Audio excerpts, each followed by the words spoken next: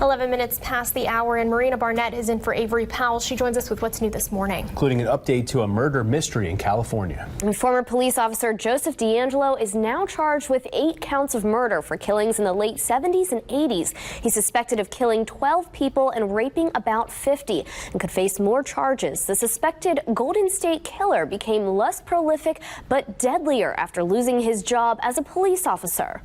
Both of our cases remain active, but hearing an arrest has been made brings great relief to our victims. Prosecutors say Joseph DeAngelo carried out his most violent crimes in the months after he was fired for shoplifting in 1979. After losing his job on the police force, the suspect committed fewer crimes, but 10 were murders and all were in Southern California. Since the crimes spanned over 10 counties, the culprit was later dubbed the Golden State Killer.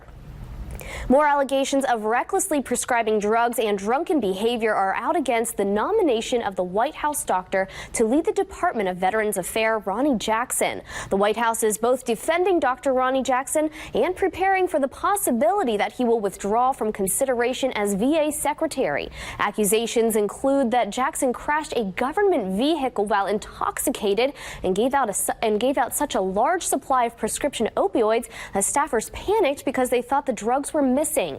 Jackson has denied allegations of bad behavior and has said he's moving ahead as planned.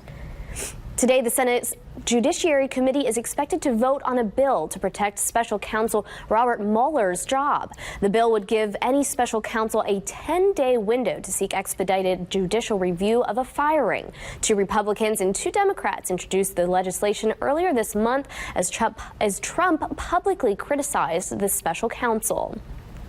A Nashville community has rallied to support the victims of a weekend shooting at a Waffle House. People stopping by to get a meal after the restaurant opened. Employees wore orange ribbons and hugged each other while a steady stream of customers came in to show support. Waffle House is donating all the proceeds from the store in the next month to the 4 victims who were killed on Sunday and the 2 who remain in the hospital. A North Carolina kayaker was rescued Wednesday after he got stuck on a river. The man was stuck against logs and other debris in the South Fork Catawba River in Charlotte. The debris had piled up near the Armstrong Ford Road Bridge. Firefighters used a ladder to get a rope to the partially submerged man to keep him from going under. Then they used a boat to get him to safety. The kayaker was loaded into an ambulance and taken to the hospital.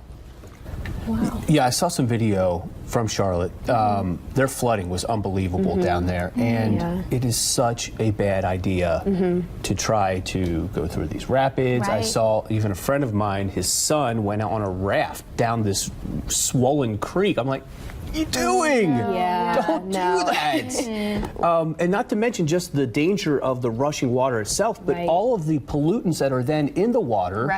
It's contaminated from coming from everywhere. And you'll see all these pictures when it floods of people going out on an inner tube and, you know, I'm out. But, I mean, you think it's funny, but it's dangerous. Yeah, and then you're putting the first responders at risk because then they have to go and make these swift water rescues. Absolutely.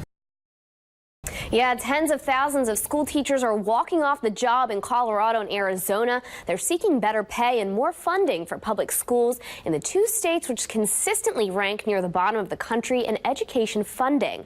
But their demands and state laws on walkouts differ. Arizona teachers want 20% raises and about $1 billion in additional school funding. They're planning to launch the first ever statewide strike Thursday in a right-to-work state without many union protections, which leaves the possibility of teachers facing repercussions. Colorado teachers want $672 million funding gap closed and are holding widespread walkouts to protest this week. An ongoing fight over the Colorado Public Pension Fund is complicating the debate over teacher pay in a state without laws prohibiting strikes. President Trump's personal lawyer, Michael Cohen, is expected back in court today. A lawyer for President Trump says the president is ready to offer his opinion on what evidence seized from his personal attorney's home and office are protected by attorney-client privilege. His lawyer tells a U.S. district judge he is available to join reviews of documents taken this month. Carried out against Trump's personal lawyer, Michael Cohen, prosecutors say the raids are part of a criminal fraud investigation. A hearing called by the judge so she can find out exactly where everyone stands on the issue of reviewing seized materials for attorney-client privilege.